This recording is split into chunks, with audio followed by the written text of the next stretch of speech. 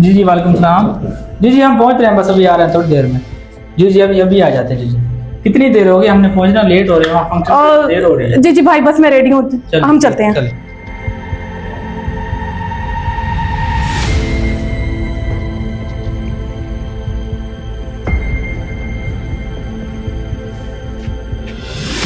भाई जल्दी करें, हम ऑलरेडी लेट हैं। आपकी वजह से लेट हो गया ना, मैं तो कब से तैयार था, आपका मेकअप भी खत्म हो मैं रहा तो था। कब से तैयार थी भाई। बस ये औरतों के मेकअप ही नहीं ना खत्म होते, इस वजह से तो लेट हो गए।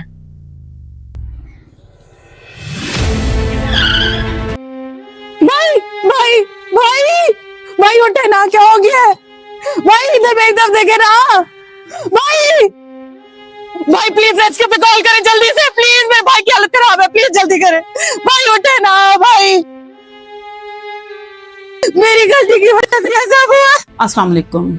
आज मैं एक पब्लिक मैसेज देना चाहूँगी। ख़वातीन जो मोटरसाइकिल पर सफ़र करती हैं अपनी चादरें और अबाया संभाल कर बैठें, क्योंकि जब वो चादरें या अबाया उनके मोटरसाइकिल के टायर चेन में फंस जाता है तो बहुत शदीद किस्म के हादसा रूनमा हो जाते हैं। आइए जो हमने हादसा देखा, अगर इस ख़वातीन ने अपनी चादर या अबाया संभाला होता तो इस कदर संगीन हादसा ना होता।